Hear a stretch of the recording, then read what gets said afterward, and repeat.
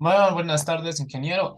Nosotros somos el grupo número 11 y vamos a exponer el caso de estudio número uno, nuestro caso de estudio número uno, que sería teoría de grafos con matrices. Entonces, vamos a seguir pasando la diapositiva. Estos son los integrantes del grupo. En la siguiente diapositiva vamos a ver lo que es una breve introducción a lo que es la teoría de grafos. La teoría de grafos, también llamada teoría de gráficas, es una rama de las matemáticas y las ciencias de la computación que estudia las propiedades de los grafos.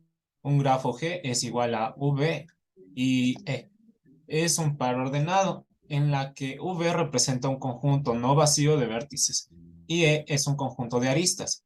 V se conforma de partes no ordenadas de los vértices como X y Y que pertenecen a E. Entonces decimos que X como Y son adyacentes. En el grafo se identifica como una línea no orientada que una los vértices, un, un dígrafo. Eso es cuando un grafo es dirigido. Se denomina D y entonces es el par X y Y. Es un par ordenado y se identifica con una flecha que va de X a Y.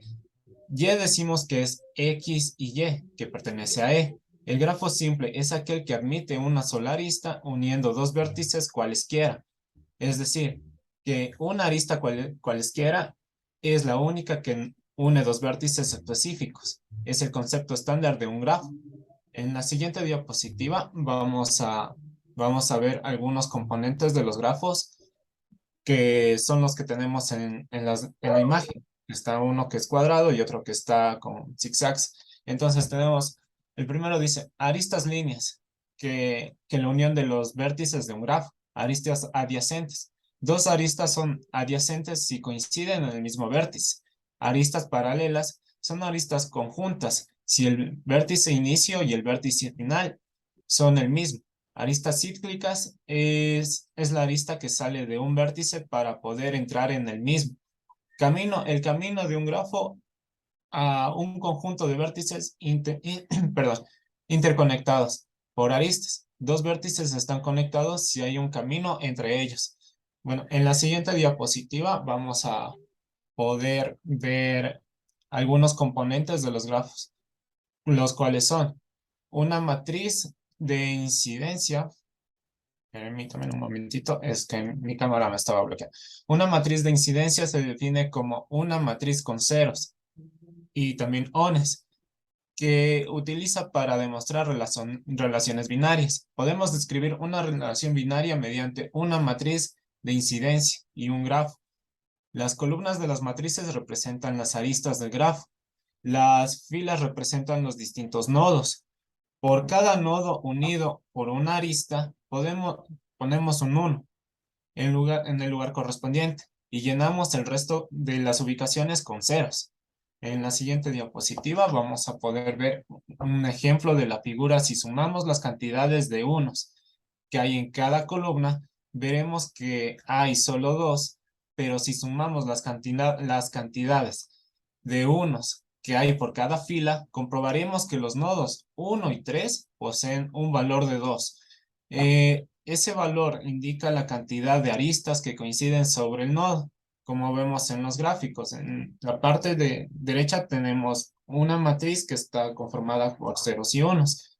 Y en la parte izquierda vemos cómo están conformados los nodos con las aristas y los vértices. En la siguiente diapositiva tenemos lo que es la matriz Petrie. Una matriz Petrie sí es una matriz binaria y cumple con las propiedades de unos consecutivos. Un ejemplo de la matriz Petrie es la que podemos ver en la imagen, ya que si nos fijamos en las columnas de la matriz, unos se encuentran de manera consecutiva. Entonces ahí estamos analizando la imagen, vemos los unos, vemos también las filas cómo están representados por los ceros. En la siguiente diapositiva vamos a ver lo que es la matriz incidencia. Una matriz de incidencia A. Es, esta puede ser reorganizada por filas para obtener todos los unos en cada fila, en cada columna, perdón, separada. Sin embargo, para las grandes matrices encontramos combinaciones óptimas. Es lo que se conoce en la ciencia de la computación como un problema NP duro un problema NP complejo, lo que significa que el problema de la optimización, aunque finito, no puede ser resuelto en una cantidad de tiempo práctico, aún utilizando los computadores rápidos que tenemos actualmente. Igual ahí tenemos una imagen donde se puede representar gráficamente los problemas que estábamos mencionando. Y bueno, hasta allí mi parte, entonces va a continuar mi compañera. Muchísimas gracias. Bueno, yo voy a hablar sobre la teoría de la complejidad. La teoría de la complejidad computacional clasifica el problema que puede o no puede ser resuelto con una de las capacidades de recursos disponibles. También nos habla sobre la imposición de restricciones sobre estos recursos y es lo que hace la diferencia de la teoría de la computabilidad, la cual se preocupa por qué tipos de problemas podrían ser resueltos o no de manera algorítmica. El nivel de complejidad NP se conforma de los problemas verificables en tiempo polinómico. Si es verificable, se entiende que un problema puede tener un posible certificado de solución, o también llamado candidato a solución. Y se puede verificar también que dicho certificado es correcto en un tiempo polinómico y que se considera como tamaño de entrada. A los problemas en la clase NP usualmente se los llama problemas NP. La relación entre las clases P y NP es esencial para la teoría de la NP completitud. Impensablemente creemos que P es un subconjunto de NP, y efectivamente, cada problema de decisión resuelto por un algoritmo de tiempo polinomial determinista también puede ser resuelto por un algoritmo de tiempo polinomial no determinista. Para esto es necesario observar que cualquier algoritmo determinista puede ser utilizado en la etapa de verificación de un algoritmo no determinista. El algoritmo mencionado está compuesto por dos etapas separadas. Una instancia del problema I, que es la primera etapa en la que tratamos de adivinar si que este tiene una solución, que sería en este caso representada por eso. Y luego sigue la etapa de verificación, que recibe como entrada a I y S, y procede a realizar el cómputo de una manera determinista. Y finalmente, deteniéndose en la respuesta sí o con la respuesta no, o sigue computando sin detenerse. Matrices de Robinson. Una matriz simétrica completa se considera una propiedad de Robinson. Si sus entradas varían monótonamente de la diagonal a lo largo de las filas y las columnas, y si sus entradas se reducen respectivamente en aumento. Aquí podemos observar que si todas las entradas son iguales, como en el gráfico, la matriz es claramente robinsoniana. Y si todas las entradas son diferentes, es suficiente ordenar con una sola línea y verificar el cambio para que se pueda ajustar a la propiedad de la matriz de Robinson. Grafos de intervalos. Los grafos de intervalos se forman a partir de la intersección de intervalos en una línea. Surgen naturalmente en el proceso de modelar situaciones en la vida real, incluso aquellas involucrando dependencias del tiempo U, o otras restricciones que son de naturaleza lineal. Alrededor de 50 años se han utilizado los grafos de intervalos para modelar estructuras genéticas, y también se ha utilizado en las áreas como la biología, psicología, sociología, gestión, genética, ingeniería, programación y transporte. Por ejemplo, aquí podemos observar que los intervalos tienen una arista en cada intersección. También podemos observar que la intersección de intervalos es relativamente sencilla encontrar en el grafo asociado. El problema consta cuando ocurre el recíproco, es decir, que dado un grafo, cómo saber si es de intervalos o no. La determinación de un grafo dado G es igual a B, E. Es un grafo de intervalo que puede hacer tiempo en O.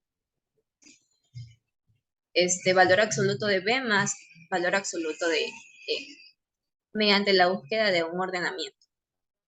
El algoritmo de reconocimiento de tiempo real originalmente fue diseñado por Book y Lueckert en 1976 y se basa en una compleja estructura de datos PQ-TRI Pero Avid et al. En 2000 mostró cómo resolver el problema más simplemente usando una búsqueda de profundidad lexicográfica.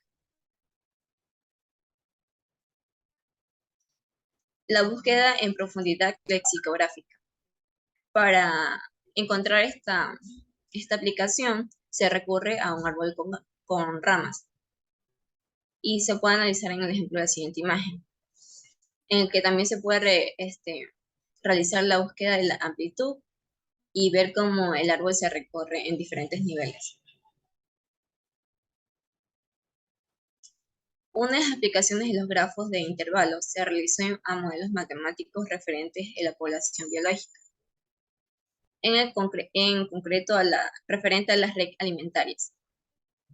Otras aplicaciones incluyen la genética, bioinformática y ciencias de la computación. Encontrar un conjunto de intervalos que representen un grafo de intervalos se puede utilizar también como una forma de montaje y de subsecuencias contiguas en mapeo de ADN. Los grafos de intervalos se usan para informar problemas de asignación de recursos de investigación de operaciones y teoría de planificación temporal. A continuación va a dar mi compañero Héctor la parte de resumen. A continuación le voy a dar un resumen de la teoría de los grafos.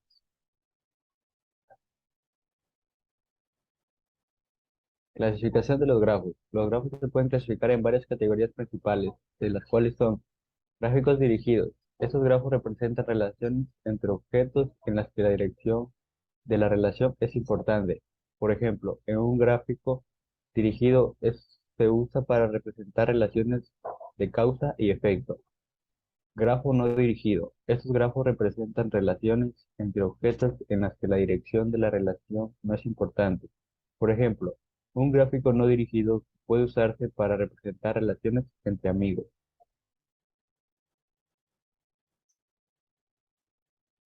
Además de los grafos básicos dirigido y no dirigido, hay otros tipos de grafos tales como grafos de cadena. Son un tipo de grafos híbrido formado por aristas dirigidas y no dirigidas. Grafo simple. Es un tipo de grafo el cual no incluye ciclos ni aristas paralelas. Multigrafo. Son grafos con dos o más aristas que se pueden conectar a un mismo vértice. Grafo completo. Es un grafo con aristas entre cada par de vértices. Grafo bipartito.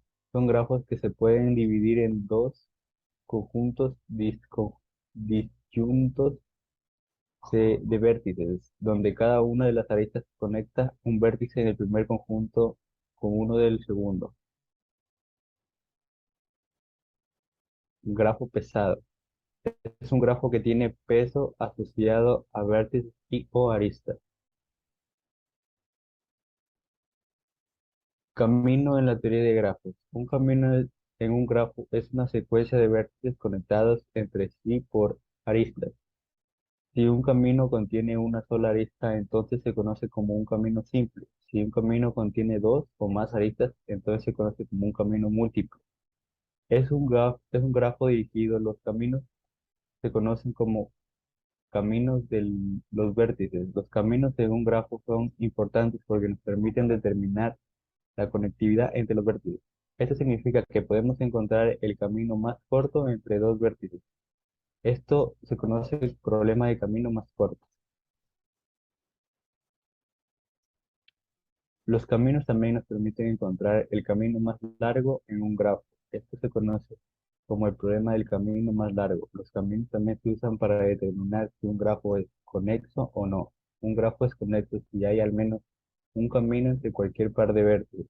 Esto significa que los vértices están conectados. Si un grafo no es conexo, entonces hay al menos dos componentes conectadas.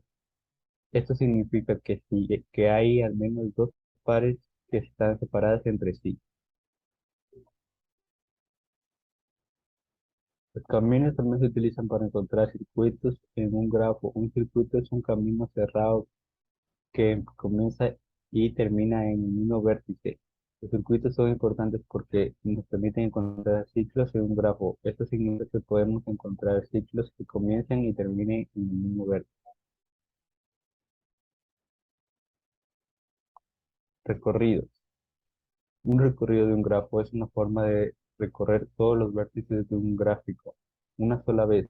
Se usa comúnmente en problemas de optimización de rutas para encontrar la ruta más corta entre dos puntos. Los recorridos de grafos suelen ser usados para encontrar ciclos, caminos más cortos, árboles generadores mínimos y otros problemas relacionados.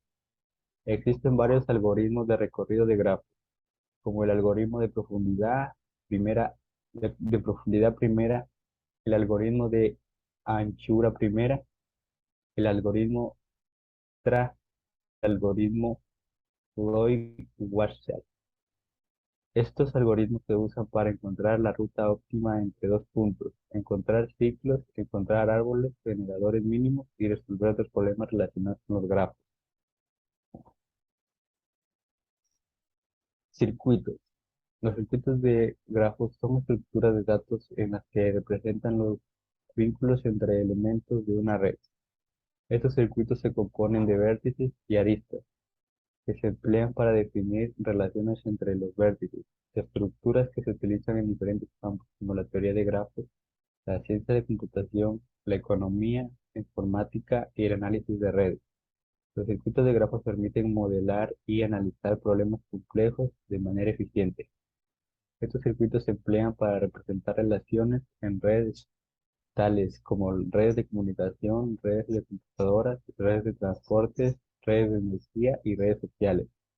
Además, los circuitos de los grafos se utilizan para encontrar rutas óptimas entre dos puntos en una red, optimizar la entrega de paquetes y encontrar componentes que conectas en una red. Los ciclos. Un ciclo es un grafo con igual número de vértices y aristas, y cuyos vértices pueden ordenarse formando un círculo de tal modo que los vértices son adyacentes si y solo si son consecutivos en el círculo. Conectividad. La conectividad de grafos es un tema de investigación muy importante en la teoría de grafos. Se refiere a la cantidad de relaciones o enlaces existentes entre los vértices de un grafo. La conectividad es una característica importante de los grafos que se utiliza para determinar la robustez de una red. Un grafo conectado es aquel en el que existe al menos un camino entre cualquier par de vértices. Un grafo desconectado es aquel en el que no hay camino entre algunos pares de vértices. La conectividad de un grafo se refiere a la cantidad mínima de enlaces necesarios para conectar todos los vértices del grafo. La conectividad de un grafo también se usa para determinar si un grafo es conexo o no. Un grafo es conexo si existe al menos un camino entre cualquier par de vértices.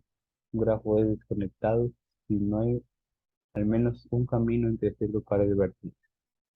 La conectividad de un grafo se define como el número de enlaces necesarios para conectar un par de vértices.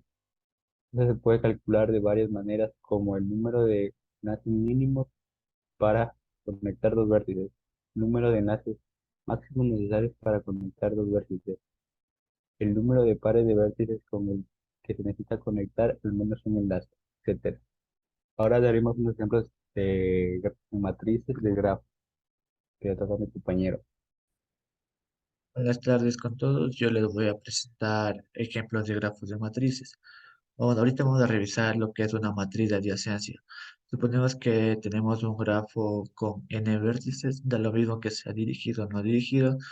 Se le llama matriz de adyacencia a la matriz cuadrada de tamaño n por n, donde A en donde cada uno de sus elementos A sub y J se viene definido de la siguiente manera. Entonces, uno, en caso de que el par VI y VJ corresponda a una arista del grafo o de un arco, siempre y cuando se habla de un grafo dirigido. Y va de cero en el caso de que el par VI y VJ no sea ni arista ni respectivamente un arco. A, con- a continuación, esto lo vamos a revisar con un ejemplo. Y podemos observar que aquí hay un grafo que es un grafo no dirigido. Y aquí está su matriz de adyacencia. Por ejemplo, en la fila 1, ahí en la posición 1, 1 hemos puesto un 1. ¿Por qué? Porque hay una arista que va del 1 al 1. En la posición 1, 2 hemos puesto un 1. ¿Por qué? Porque hay una arista que va del 1 al 2. Lo mismo sucede con la posición 1, 5. ¿Por qué? Porque hay una arista que va del 1 al 5, mientras que en la posición 1, 3 y 1, 4 hay ceros. ¿Por qué? Porque no existe una arista que se conecte directamente con el V1, 3 y el V1 y V3. Seguimos con el vértice V2. Del vértice V2 hay arista hacia el V1, al V5, al V4 y al V3. Por tanto, hay unos en la posición 2, 1, 2, 3, 2, 4 y 2, 5. No la hay en la 2, 2. ¿Por qué? Porque no tiene una vértice que tenga bucle. Entonces, de aquí iría 0. Y así sucesivamente tendríamos de rellenar toda la matriz de adyacencia. También se puede observar que en este caso esta matriz de adyacencia va a ser simétrica, pues hay que ser un par no ordenado. Si tengo un par, tengo una línea V2, V2, V1, tengo una línea, significa que tanto en la posición 1, 2 como en la 2, 1, siempre voy a tener un 1. Y si no existe la arista 3, 5, tampoco voy a tener la arista 5, 3, lo que significa que la posición 3, 5, en la posición 3, 5 y en la 5, 3 van a haber ceros. En caso de que, en el caso de que el grafo sea dirigido como en este ejemplo, es totalmente análogo. Por ejemplo, si tenemos la línea V4 del vértice V4, como podemos observar, sale flecha. Del V4 al V4 sale flecha. Del V4 al V5 también hay una flecha. Y del V4 al V3 también hay una flecha. Lo que quiere decir que va a existir un 1 en cada posición. Entonces, podemos también tomar de ejemplo este V1, que el V1 simplemente tiene una conexión con el V2, que este correspondería a un 1. Y como no tiene una conexión directa con el V5, el V3 y el V4, se lo pondría con 0. Como podemos observar aquí, la posición V11, posición 11 no se le puede ver, se le pone a 0, ya que no existe un bucle para poder colocar el 1. Aquí la posición 2, 1 podemos observar que hay una conexión directa. En la posición 1, 3 observamos que no hay una posición directa, ya que la flecha va del 3 al 1, no del 1 al 3. Entonces se le pone el 0. En la posición 1, 4 lo mismo, ya que no hay una conexión nada directa hacia el V4. Y también, por último, en la posición 1, 5 también se le puede observar que no hay una dirección directa. 5, 1 sí existe, pero 1, 5 no, debido a que la flecha va con dirección del 5 al 1. Eso no se puede equivocar, porque en caso de que se equivoque, el ejercicio siempre va a salir mal. Ahora, en la posición del vértice 2, podemos observar que el vértice 2 simplemente tiene conexión con el V3. Entonces, por tanto, se va a llenar de ceros todos los demás espacios. Como podemos observar aquí, en la posición 2, 1 no se puede poner el 1. ¿Por qué? Porque no hay una conexión V1 al V2, sí hay. Del V2 al V1 no existe. Entonces se le marca con 0. En la posición 2, 2 tampoco hay una conexión directa, ya que no hay un arco, un bucle que le pueda colocar el 1. En la posición 2, 3 le colocamos 1. ¿Por qué? Porque aquí hay una conexión directa con flecha que se dirige del vértice 2 al vértice 3. Ahora, en la posición B4 en la posición B2, 4, tampoco se le puede poner 1 porque no hay una conexión para nada directa. Y así sucesivamente se le va llenando hasta que se complete toda la matriz. Eso sería todo de mi parte. Muchas gracias por su atención. Conclusión. En conclusión, la teoría de los grafos ayuda a optimizar los procesos de búsqueda o comparación de datos. Un ejemplo sería el buscar un camino más corto de un punto a otro. Esta teoría puede llevar a tener múltiples aplicaciones en diferentes áreas, inclusive en la vida cotidiana. Por ejemplo, en la biología podemos ocupar grafos para representar neuronas del cerebro humano. Inclusive podemos representar las estructuras de diferentes compuestos químicos, como se puede apreciar en la imagen. Por otro lado, si observamos con atención las, las redes de múltiples ordenadores, podemos ver que están representadas por un tipo de grafo. Para finalizar, la teoría de los grafos es una rama de las matemáticas, donde es usada principalmente para la representación de redes. Sin embargo, podemos llegar a ver sus aplicaciones en diferentes ámbitos, no solo en la matemática. Esa sería la bibliografía y con esto hemos terminado. Muchas gracias, doctor.